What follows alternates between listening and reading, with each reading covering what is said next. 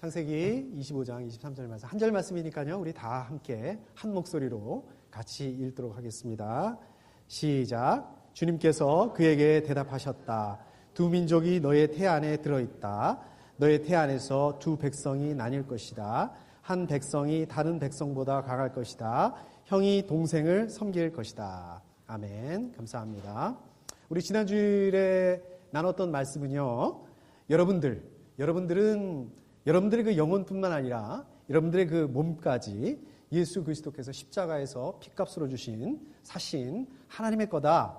또 그리고요. 여러분들의 그 몸은, 여러분들의 그 육체는 성령님께서 거하시는 성령님의 전이다. 이렇게 말씀을 나눴습니다. 그렇기 때문에 어떻습니까?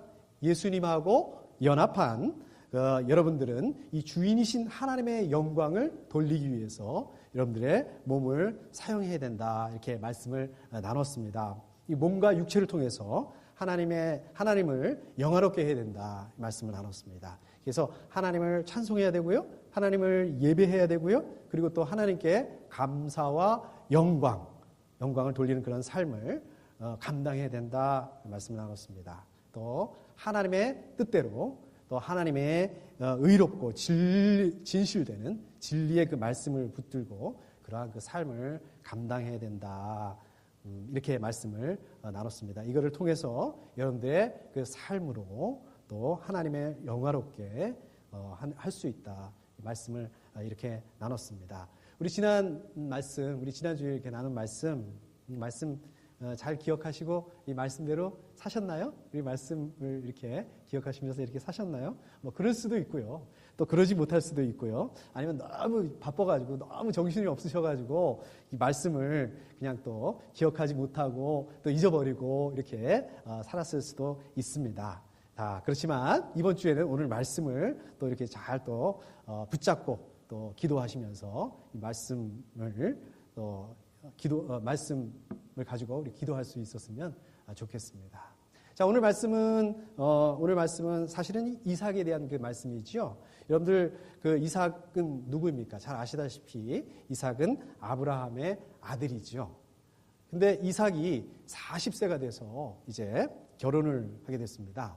이 40세를, 이게 40이라는 거를 우리식으로 노총각이네. 이제 이렇게 하면 안 되죠. 그 당시에는 이제 지금보다 훨씬 더 이렇게 오래 살았잖아요. 자, 그리고 21절을 보게 되면 이삭은 자기 아내가 임신하지 못함으로, 자, 이렇게 말씀하고 있습니다. 그러니까 이삭도 자기 아버지 아브라함처럼 지금 아이를 갖지 못해가지고 있었던 겁니다. 그리고 이제 그 60이 돼서 그러니까 60이 돼서 결혼하고 20살, 20년이 돼서 20년 동안 아이를 가지지 못했던 겁니다. 물론 뭐 이 60이라는 것도 그렇고 또 20년이라는 것도 그렇고 우리 지금처럼 이렇게 계산할 수는 없습니다. 그러나 그 당시에도 이 20년이라는 세월은 그렇게 짧은 시간은 아닌 것 같았습니다. 자, 우리 지금 같으면 어떻게 할까요? 지금 같으면 우리가 아이가 없다면 뭐 용하다는 의사 선생님을 찾아가 볼 수도 있겠고요. 또 이렇게 약도 한번, 또 좋다는 약도 이렇게 한번 써보고 그럴 수 있겠죠. 그런데 뭐 지금처럼 뭐 의사도 그렇고 약도 그렇고 뭐 그게 어디 있겠어요. 자, 그렇지만은요, 지금 그때도 이 민간요법 같은 게 있었을 겁니다. 뭐 이런 방법도 써보고 저런 방법도 써보고 이것도 해보고 또 뭐 저것도 해보고 아마 그랬을 겁니다.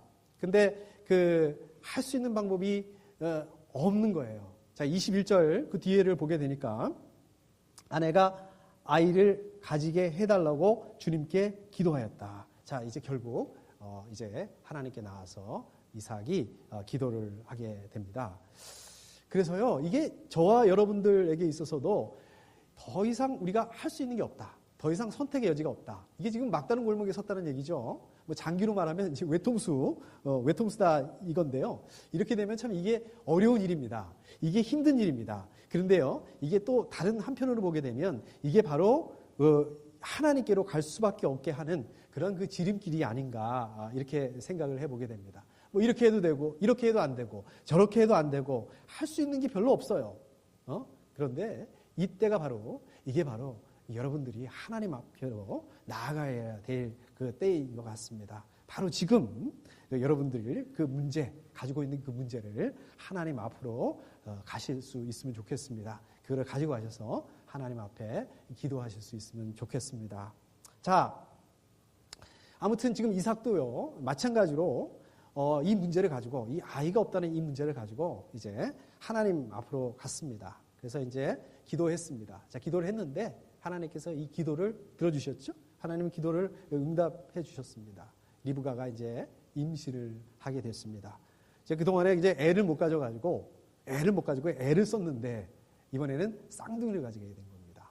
그러니까 애를 하나만 있었으면 좋겠다 그랬는데 애를 한 번에 이제 두 개를 가지게 된 겁니다. 두 아이를 가지게 된 겁니다. 자, 그런데 문제가 생겼습니다. 이 쌍둥이들이 이게 태어나기도 전에 엄마 뱃속에서부터 이제 서로 싸우고 이제 난리가 났습니다. 자, 이게 리브가가 얼마나 괴로웠으면 이렇게 괴로워서야 내가 어떻게 견디겠는가 이랬던 겁니다. 그러니까 지금 애를 못 가져가지고 마음고생을 할 때는 이건 뭐 정신적으로, 그러니까 마음이 괴로워서 마음이 힘들어서 그랬는데 이거는 지금 이게 마음에 힘든 거에다가 플러스 몸까지 어려운 거예요. 몸까지 힘든 거예요. 그런데 이게 단순하게 어떤 그 육체적으로 힘든 그것만을 말하고 있는 게 아닙니다.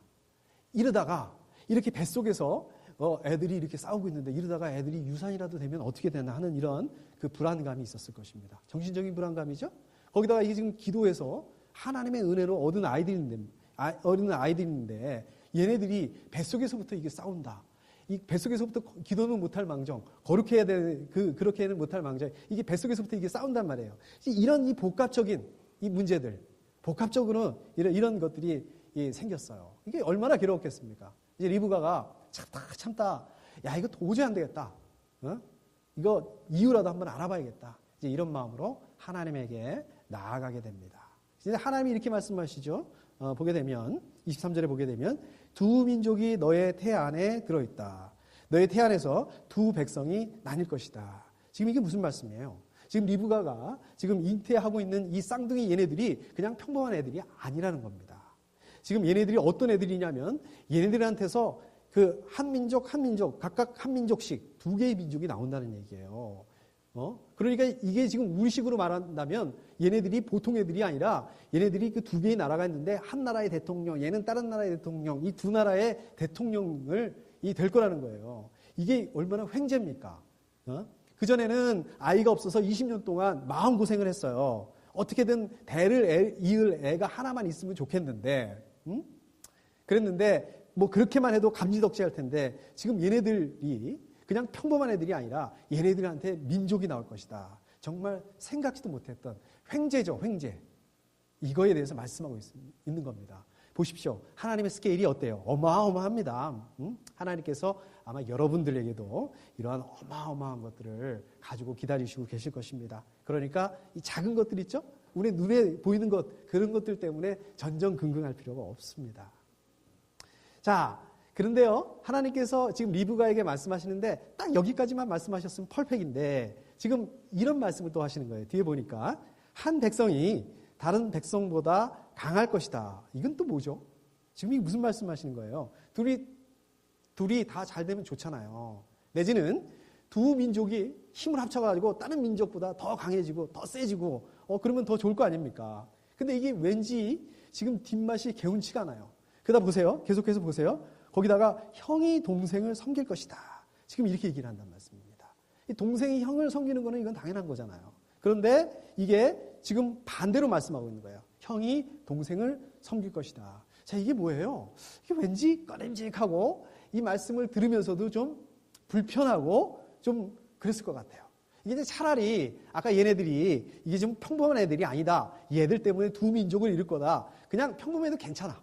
그냥 평범해도 괜찮으니까 그 대신에 형이 동생을 섬길 것이다. 지금 이 말씀 좀 취소해 주시면 안 될까요? 이거 혹시 이거를 동생이 형을 섬길 것이다. 지금 이렇게 이 말씀하신 거를 잘못 알아들은 거라고 하면 안 될까요? 좀 그렇게 말씀하신 거라고 하면 안 될까요? 지금 리브가로서는 좀 이해하기가 굉장히 어려운 상황이었습니다. 지금 리브가로서는 좀 받아들이기가 힘들고 인정하기가 좀 힘든 그런 말씀을 지금 하나님 말씀하시고 있는 것입니다. 아마 나중에 이 일을 남편에게, 그러니까 이삭에게 말했겠죠. 그러니까 당연히 이삭도 형이 동생을 섬길 거다. 지금 이거를 나중에 알았을 겁니다. 그러나 이삭도 마찬가지겠죠. 이삭도 분명히 이 불편한 말씀을, 이 받아들이기 힘든 말씀을 듣고서 좀 받아들이기가 좀 힘들었을 거예요. 이제 드디어 세월이 흘렀습니다. 시간이 지나서 기다리던 이제 아이들이 태어나죠? 하나님 말씀하신 대로 정말로 쌍둥이가 태어났습니다. 먼저 태어난 애가 어땠습니까? 피부가 붉고 털이 많아서 에서라고 하죠? 그리고 이제 동생이 나오는데, 이야, 이 녀석 보세요. 형의 뒷발꿈치를 붙잡고 나옵니다. 그래서 뒷발꿈치를 붙잡다, 이 동사하고 그 발음이 비슷한 야곱이라고 하죠. 이름을 야곱이라고 합니다. 그러니까 이게 태어나기 전부터 이 두 쌍둥이가 싸우더니 이거는 태어날 때도 먼저 태어나겠다고, 자기가 장자가 되겠다고 지금 싸운 거예요. 그런데요, 지금 여기서 끝나는 게 아니에요. 지금 에서하고 야곱이 이 장자권을 가지고 서로 싸우고 계속해서 서로 경쟁을 하게 됩니다. 어느 날 에서가 이제 밖에 나갔다가 이제 배가 고파서 돌아왔어요. 배가 고파서 돌아왔는데 마침 그때 집에서 있던 야곱이 팥죽을 이렇게 맛있게 쓰고 있어요. 그러니까 어떻게 했습니까? 에서가 그 팥죽 좀 나한테 달라고 이렇게 얘기를 했겠죠. 그랬더니 또 야곱이 그냥 거저 준다고 그러겠어요. 아니나 다를까, 형 장자권 나한테 파셔. 내가 팔면 그거를 내가 이 팥죽을 주겠다고 이제 이렇게 얘기를 합니다. 자, 이렇게 얘기를 들으니까 에서가 그러죠? 지금 배가 고파 죽겠는데 지금 장자권이 뭐가 중요해?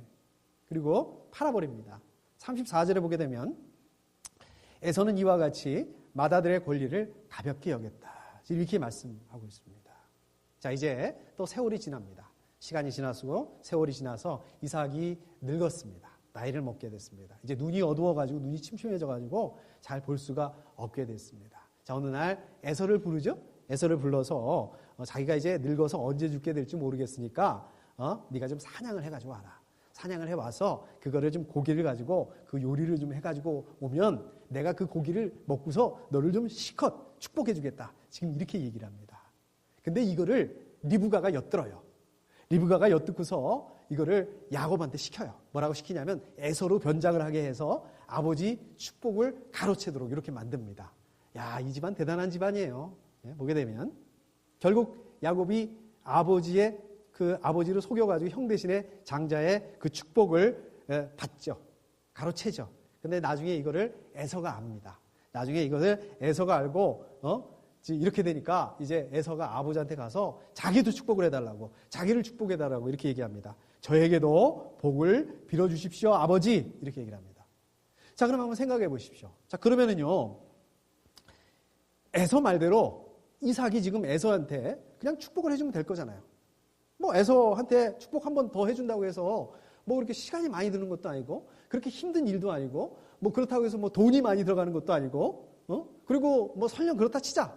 뭐 이게 뭐 축복하기 위해서 이게 엄청 이게 힘든 일이다 치자. 그렇다 하더라도 지금 야곱이 이삭을 속여가지고 한 거니까 이삭이 야곱한테 했던 그 축복, 이거 취소, 이거 무효, 이렇게 하면 되는 거잖아요. 그리고 다시 에서한테 축복을 해주면 되는 거 아니겠습니까? 그런데요, 이삭은 에서를 축복해주지 않습니다. 축복을 해주는 대신에 이렇게 얘기를 합니다. 그게 이제 그 창세기 27장 37절에 보면 나오는데요. 나는 그가 너를 다스리도록 하였고, 자, 이렇게 얘기하고 있습니다. 나는 그가 너를 다스리도록 하였고, 그의 모든 친척을 그에게 종으로 주었고, 곡식과 새 포도주가 그에게서 떨어지지 않도록 하였다. 그러니 나의 아들아, 내가 너에게 무엇을 해줄 수 있겠느냐? 이 말만 합니다. 자, 그 다음에 또 뭐라고 그러냐면요. 그리고요, 내가 살 곳은 땅이 기름지지 않고 하늘에서 이슬도 내리지 않는 곳이다. 너는 칼을 의지하고 살 것이며 너의 아우를 섬길 것이다. 보세요. 너의 아우를 섬길 것이다. 지금 이렇게 얘기를 하는 거는요. 이거는 에서한테 이게 축복이 아닙니다. 이거는 뭐 저주 차원이에요. 거의 저주예요. 아니 그냥 이게 말로만 해주면 되는 건데, 말로 축복을 해주면 되는 건데 뭐가 어렵다고? 에서한테 왜 이렇게 지금 이삭이 이렇게 하고 있을까요? 지금 왜 그랬을까요? 자, 그러면 또 궁금한 게 하나 또 생기죠. 자, 가만히 생각을 해보면 이삭은요, 뭐가 그렇게 급하다고, 뭐가 그렇게 두렵다고 그냥 당당하게 하면 되는 거 아니겠어요? 에서한테 당당하게 축복하면 되는 거 아니겠습니까? 원래 에서를 불러가지고 리브가하고 야곱이 모르게 몰래 불러가지고 에서를 그렇게 축복을 하려고 그랬을까요? 뭔가 문제가 있어서 그런 거 아닐까요?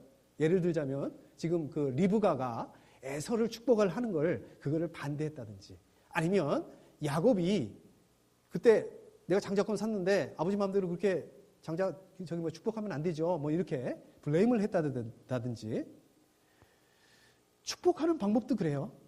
축복하는 방법도 보게 되면 그냥 축복을 해주면 되잖아요. 에서한테 아까 이삭이 그냥 축복을 그냥 해주면 되지 않습니까? 아니 왜 굳이 사냥을 해오라고, 그러면 그걸 먹고 내가 축복을 해주겠다. 왜 그랬을까요?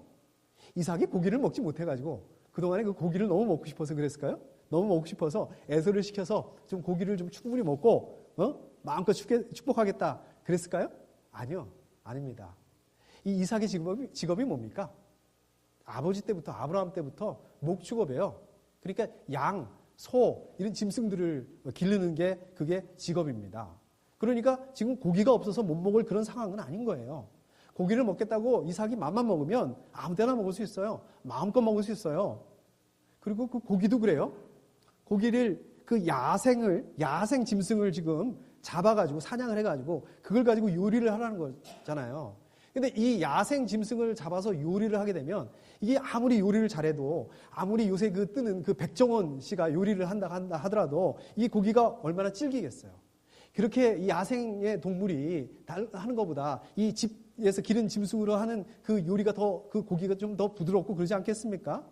아무래도 이 집짐승으로 하는 그 고기 요리보다 훨씬 질기고 맛도 없고 그러지 않았겠어요? 자, 그러면 이삭은 왜 에서한테 그렇게 사냥을 해서 그걸 가지고 그 고기를 자기한테 해달라고 그랬냔 말입니다. 이게요, 사실을 따지고 놓고 보게 되면 아까 하나님께서 말씀하신 걸로 돌아가 봐야 됩니다. 하나님께서 형이 동생을 섬길 것이다. 여기서부터 문제가 된 거예요. 이게 왜 문제냐면요, 지금 이삭하고 아브라함이 생각하기에는 형이 동생을 섬기는 게 아니라 동생이 형을 섬기는 게 맞는 거예요. 근데 하나님 뭐라고 그러시냐면 동생이 형을 섬기는 게 아니라 형이 동생을 섬겨야 된다고 얘기를 하는 거예요. 이게 아무리 하나님이 말씀을 하셨다고 하더라도 이게 도저히 이해하기가 힘들어요. 이게 도저히 인정하기가 힘든 거예요. 이게 도저히 받아들이기가 힘든 겁니다. 쉽지가 않습니다. 거기다가요, 이 한 가지가 더 있습니다. 에서에게는 이삭이 없는 걸 가지고 있어요. 여러분 잘 아시다시피 이삭이 어떤 사람입니까? 무척 온순한 사람이에요. 굉장히 순종적인 사람이에요. 아브라함이 자기를 말해요, 하나님께 제단에 그 제물로 드리려는 것을 알아요. 그럼에도 불구하고 이삭이 아버지 아브라함한테 반항 한번 제대로 못 해봅니다. 나중에 이삭이 어른이 돼서 우물을 파잖아요. 우물을 파니까 어떻습니까? 거기 사는 원주민이 와가지고 이거 원래 우리 우물이야 이렇게 얘기를 하니까 안 싸워요. 그냥 그래? 그리고 딴 데 가서 또 우물을 팝니다. 또 우물을 파니까 또 아까 그 원주민들이 또 와가지고 이것도 원래 우리 우물이야. 그리고 또 뺏어버려요. 그러니까 또 그래? 그럼 또 딴 데 가서 파지 뭐. 그러니까 이게 이삭이에요. 이게 이삭의 모습입니다. 좋게 말하면은 젠틀맨이에요. 아주 온순하고요, 순종적이고요, 내성적입니다. 그러니까 사실은 그 이삭의 그 캐릭터를 보게 된다면 뭐 활동적이라든지 남자답다든지 외향적이라든지 이거하고는 좀 거리가 멀습니다. 그냥 조용하고 내성적이고 좀 이런 거에 가깝습니다. 근데 에서는 어떻습니까? 에서는 완전히 달랐습니다. 에서는요, 이삭에게는 없는 그런 캐릭터가 있었습니다. 아주 활동적이죠? 외향적이죠? 활발했어요. 그런 성격을 에서가 가지고 있었던 거예요. 28절에 보게 되니까 이삭은 에서가 사냥해 온 고기의 맛을 들이더니 에서를 사랑하였고, 지금 이렇게 말씀하고 있습니다. 자, 그렇기 때문에 이삭은 누가 뭐라 그래도 어떻습니까? 하나님이 아무리 그러게 해도 그렇지. 아니 솔직히 말해서 에서를 누가 주셨냐고요. 에서를 누가 장자로 만들어 주셨냐. 하나님이 하신 거 아니겠어요. 누가 뭐래도 에서는 우리 집의 큰아들이야. 이게 이삭의 말씀. 이삭이 보기에 이런 거였습니다. 자, 그래서 벌써 오래전에 얘네들이 태어나기도 전에 하나님께서 뭐라고 말씀하셨는지 그거 그렇게 중요하지 않습니다. 의미 없어요. 형이 동생을 섬길 거다? 이게 이삭의 입장에서는 말이 되냐고요. 이게 이삭의 입장에서는 말이 안 되는 거예요.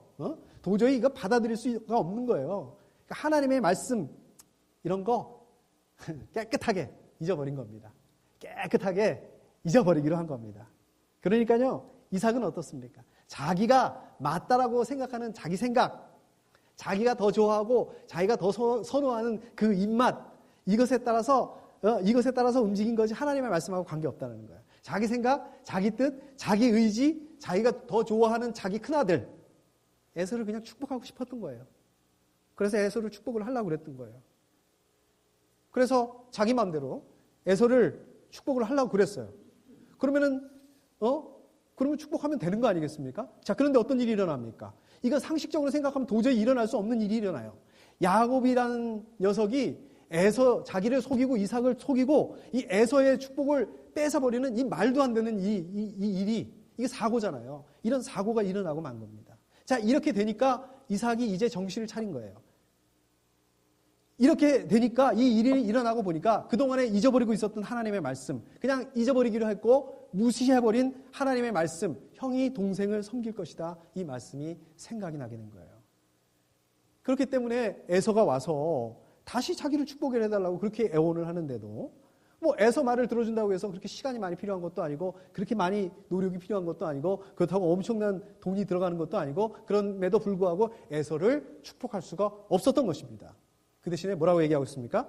너의 아우를 섬길 것이다, 이렇게 얘기를 한 것입니다. 이삭은 감히 어떻게 하나님의 말씀을 이렇게 무시할 수 있었을까요? 이삭이 어떻게 하나님의 말씀을 감히 잃어버릴 수 있을까요? 이게 어떻게 가능할까요? 다른 사람도 아니고 이삭인데, 이삭이 누굽니까? 네, 믿음의 조상 아브라함의 바로 아들이에요. 손자, 증손자도 아니고 바로 직계 아들입니다. 아브라함 자기 아버지가 번제로 드리려고 하는데 하나님 앞에 번제로 자기가 죽을 거 뻔히 알면서도 그냥 반항 한 번 안 했던 이 믿음의 소유자였습니다. 이삭이에요. 자, 그러면 저와 여러분들은 어떨까요? 저와 여러분들은 하나님 말씀 잊어버리거나 무시하거나 그러지 않나요? 그런 일이 없나요? 아니요, 있습니다. 저와 여러분들도 있습니다. 언제 우리가 하나님의 말씀을 잊어버릴까요? 언제 우리가 하나님의 말씀을 살짝 이렇게 무시할까요? 하나님의 말씀이 여러분들의 생각과 저의 생각과 다를 때 우리도 그렇습니다. 하나님의 말씀이 저 여러분들이 감당하기 힘든 것을 요구하실 때, 이거는 안 돼, 이거는 안 돼, 이렇게 우리가 벌써 결정해버린 거, 하필이면 그걸 하라고 말씀하실 때 우리도 안 된다는 거예요. 자, 예를 들어 보면 도저히 용서할 수 없는 사람이 있어요. 근데 하나님이 꼭 집어서 저 사람 용서해줘, 저 사람 네가 품어줘야 돼, 저 사람 이해하고 받아줘야 돼. 아니, 내가 이렇게 한다고 해서 바뀌는 게 있어요? 근데 그렇게 해야 된다는 거예요. 도무지 내 감정이 정리가 안 되거든요. 내 자존심이 하나님의 말씀에 순종할 준비가 되어 있지 않거든요. 근데 이게 따지고 보면 뭐냐면 결국은 하나님의 말씀이 내 생각하고 다르기 때문에, 하나님의 말씀이 내 생각하고 다를 때, 내가 생각하고 있는 게 다를 때 우리는 하나님의 말씀을 잊어버리게 되는 겁니다. 하나님의 말씀을 무시하게 되는 겁니다. 저도 마찬가지거든요. 저는 우리 교회가 꼭 이렇게 아주 대형 교회가 되어야 된다고 생각하지 않습니다. 우리 교회가 메가철치가 되어야 된다고 생각하지 않습니다. 그러나 교회는 성장해야 된다고 생각을 합니다. 교회는 성장을 해야 됩니다. 근데 교회가 어떻게 하면 성장할 수 있습니까? 우리가 예배가 살아나는 그런 교회 공동체가 되고요. 교회 안에 기도가 회복이 되고요. 말씀을 사모하게 되고요.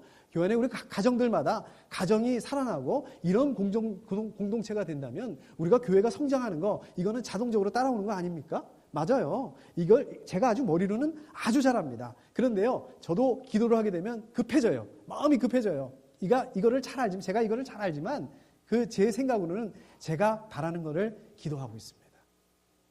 우리 교회의 필요를 위해서, 우리 교회의 재정을 위해서, 우리 교회 가운데 좀 새 가족들을 좀 보내주시도록 제가 이거를 기도하고 있습니다. 우리 교회를 향한 하나님의 마음, 우리 교회를 향한 하나님의 계획, 우리 교회가 건강한 교회가 되어야 된다는 거, 이런 것들을 잊어버리고 있어요. 그냥 잊어버리기로 결정하고 있어요. 자, 그런가 하면은 리브가는 어떻을까요? 리브가는 어떻습니까? 28절을 보면 리브가는 야곱을 사랑하였다, 이렇게 말씀하고 있습니다. 아까 그 이삭이 큰아들 에서를 특별히 더 사랑했던 것처럼 반대로 리브가는 야곱을 더 사랑했던 것 같습니다. 자, 왜 그랬을까요? 왜 리브가는 야곱을 더 사랑을 했을까요? 지금 리브가를 보게 되면요, 이삭하고는 완전히 반대입니다. 우리가 시간을 조금 앞으로 돌이켜서 창세기 24장 말씀을 보게 되면 이제 아브라함이 자기 며느리감을 구하기 위해서 자기 종을 원래 살던 그 고향 동네로 보냅니다. 거기서 이제 며느리감을 찾아오라고 이렇게 말을 합니다. 그래서 이제 그 종이 그 고향 동네로 갔죠. 그 고향 동네로 갔는데 이제 리브가를 만나게 돼요. 거기서 리브가를 만나게 되면서 리브가에게 이제 물을 좀 달라고 그럽니다. 그럼 보통 그렇잖아요. 이게 처음 보는 이 외간 남자인데 모르는 사람인데 좀 뭐라 그럴까요? 좀 이렇게 소극적으로 하고 좀 뭐 경계해야 되고 지금 이런 거 아닌가요? 이래야 되는 거 아닙니까? 근데 지금 리브가를 보게 되면 처음 보는 사람한테 아주 적극적으로 물을 줍니다. 물을 먹게 합니다. 자, 거기다가요, 창세기 24장 19절에 보면 이런 말씀이 나와요. 제가 물을 더 길어다가 낙타들에게도 실컷 마시게 하겠습니다. 자, 이럽니다. 제가 자료를 한번 찾아봤습니다. 낙타가 얼마나 물을 먹는지 아십니까? 낙타가 한 번 먹는데 물의 양이 25갤런이래요. 25갤런. 자, 감이 잘 안 오시죠? 여러분들 그 정수기 위에다가 이렇게 얹어놓는 그 파란 통 있잖아요. 큰 통. 이게 5갤런이거든요. 이게 사실은요, 저도 잘 들기가 쉽지가 않아요. 이게 끙끙거리면서 듭니다. 근데 이거를 이 여자들이 든다. 이게 여자들이 들기에는 많은 양이거든요. 근데 25갤런이면은요, 이런 통이 5통이라는 거예요. 그걸 뭐 낙타가 지금 한 마리겠습니까? 한두 마리겠습니까? 자, 그러면은, 이거를, 그런데도 불구하고 이거를 자기가 자청해서 지금 리브가가 하겠다는 거예요. 이게 바로 리브가입니다. 리브가가 이렇게 활동적이에요. 이렇게 외향적이에요. 괄괄합니다. 이게 좋게 말하면 여장부예요. 근데 나쁘게 말하면 어떻습니까? 이게 여자다운 면이 없는 거예요. 근데 야곱을 보세요. 27절에 보면 야곱은 성격이 차분한 사람이 되어서 주로 집에서 살았다. 그러니까 이 리브가가 보기에 야곱은 자기가 없는 그 여성다운, 그 여자다운 면을 야곱이 오히려 그 둘째 아들이 가지고 있는 거예요. 그래서 어떻게 보면 이 리브가가 야곱을 더 좋아했던 이유가 바로 이것 때문일 수도 있을 수 있습니다. 그래서 어떻습니까? 이러한 아무튼 이 리브가가 야곱을 사랑하는, 이 편애하는 이 사랑은 나중에 어떻습니까? 이 이삭을 속이고 그 다음에 그 장자의 축복을 빼앗아 오도록 만들어버립니다. 이거 잘못된 거예요. 이거 정말 그 삐뚤어진 이 계획입니다. 그런데 이것들을 세우게 한단 말입니다. 야곱이 이러죠? 아버지를 속인 죄로 축복은커녕 오히려 저주를 받을 것이 아닙니까? 그러니까 엄마가 이럽니다. 아들아, 저주는 이 어미가 받으마. 내가 시키는 대로 해라. 야, 이게 정말 무서운 분이에요. 자, 그러면 리브가가 말해요. 이렇게 무리수를 둬가면서 야곱에게 이렇게 했단 말입니다. 야, 왜 그랬을까요? 야곱이 자기가 가지고 있지 않은 그런 여성스러움, 이거를 가지고 있어서? 물론 그럴 수 있죠. 근데 그게 달까요? 그것 때문에 이렇게 무리수를 두면서 이런 일을 하고 있을까요? 마찬가지입니다. 자, 리브가도요, 아까 하나님께서 형이 동생을 섬길 거라고 하신 그 말씀을 듣고서 처음에는 이걸 이해할 수 없었을 것입니다. 이거를 받아들이기가 좀 힘들었을 것입니다. 그런데 이거 하나님 분명히 말씀하신 거거든요. 이건 남편을 통해서 들은 것도 아니고 자기가 직접 하나님한테 들은 거거든요. 그러니까 이 하나님의 말씀을 무시할 수가 없었을 거예요. 이 하나님의 말씀을 잊어버릴 수가 없었을 거예요. 좀 쉽게 이해는 안 가지만, 좀 받아들이기는 어렵지만, 내 생각하고는 다르지만 이게 하나님의 말씀이기 때문에 이거를 묻어뒀을 것입니다. 그 말씀을 기억을 했었을 것입니다. 그리고 결정적인 순간에 지금이구나. 하나님 이거 말씀하시는 거구나. 이삭을 속여서라도 에서에게서 장자권을 뺏어서라도 그러면서라도 하나님의 말씀, 형이 동생을 섬길 거라고 하는 이 말씀을 바로 내가 이러겠구나. 이렇게 생각할 수 있었다는 겁니다. 이게 동기가 아무리 순수한다 하더라도 이게 아무리 하나님의 말씀을 이루게 하기 위해서 이렇게 했다 하더라도 이게 리브가가 잘한 건가요? 아닙니다. 이러면 안 되는 거예요. 이게 아무리 하나님의 그 말씀을 이루기 위해서 그렇게 한다 하더라도 어떻습니까? 하나님의 방법이어야 된다고 저는 생각을 합니다. 하나님의 때를 구하고 하나님의 때를 기다려야 저는 맞다고 생각을 합니다. 이거는 아니죠. 이렇게 하면 안 되는 거죠. 좀 심하게 얘기해 볼까요? 좀 심하게 얘기하면 이거는 리브가가 하나님의 말씀을 빙자해서 자기 욕심, 자기 사랑하는 아들한테 장자권 뺏어준 거 이거밖에 안 돼요. 자, 그러면 하나님은 왜 형이 동생을 섬길 거라고 그랬을까요? 제가 진짜 일주일 동안 생각을 많이 해봤습니다. 자료도 찾아보고, 아니, 왜 하나님이 이렇게 얘기를 했을까? 근데 이게 아무리 생각을 해도요, 정확한 이유를 모르겠어요. 답을 모르겠어요. 그런데요, 이게 하나님의 섭리였을 거예요. 뭐 이게 하나님의 뜻이었을 거예요. 그리고 분명한 게 하나 있습니다. 이 분명한 거는요, 야곱이 뭘 잘해서 이런 거는 아닐 거다. 야곱이 지금 에서보다 너무 잘나가지고 더 믿음이 좋았다든지, 뭐 더 도덕적이었다든지, 뭐 하나님에게 축복을 받은 그런 그 특별한 그 일을 했기 때문에 그러나 그 하나님으로부터 선택을 받았다. 저는 그거는 아니라고 봅니다. 자, 그리고 이삭을 한번 보세요. 이삭. 하나님께서 형이 동생을 섬길 거라고 그 말씀하시던 말던 그게 말이 돼? 그게 어떻게 말이 돼? 자기 생각, 자기 입맛, 마음에 맞지 않으면 뭐 하나님 말씀하셨더라도 접어두고 묻어두고 잊어버리고 그냥 겉으로 신앙생활 하는 거예요. 또 리브가 한번 보십시오. 리브가 어떻습니까? 이삭하고 50보 100보예요. 에이, 그게 말이 돼요? 그러면서 또 한편으로는 하나님 말씀 빙자해서 자기 욕심 채웁니다. 대단해요. 대단한 가족이에요. 아까 애에서 장자권, 그게 뭐가 중요한데? 먹는 게 더 중요하지. 자, 그런데요, 중요한 게 하나 있습니다. 중요한 게 하나 있습니다. 하나님께서는 바로 이 사람들을 통해서, 바로 이 가족을 통해서 하나님의 하나님의 계획을 이뤄나가신다는 것입니다. 하나님은 바로 이 사람들을 통해서 예수 그리스도의 그 구원의 역사를 이루어가신다는 것입니다. 왜 그랬을까요? 하나님은 왜 그렇게 하실 수밖에 없었을까요? 이 사람들이 특별했어요? 이 가족이 믿음이 다 좋은 사람들이라서? 아니잖아요. 하나님께서 그렇게 하시겠다고 약속하셨기 때문에. 하나님께서 자기가 하신 그 약속을 이뤄가시기 위해서 그랬던 거예요. 그게 하나님의 은혜인 것입니다. 리브가가 정말 순수하게 보자고요. 정말 순수하게 하나님께서 말을 들었기 때문에 그거를 기억을 하고, 아들아, 저주는 어미가 받으마. 내가 시키는 대로 해라. 이랬는지도 모릅니다. 그게 맞을 수도 있어요. 그렇지만은 이거는 아까도 말씀드린 것처럼 리브가의 믿음이라기보다는 이거는 하나님의 말씀을 빙자한 겁니다. 그런데요, 반전. 하나님께서는 이거를 리브가의 믿음으로 보셨다는 것입니다. 이것이 하나님의 은혜입니다. 내가 이렇게 예배드린다고 뭐 바뀌어?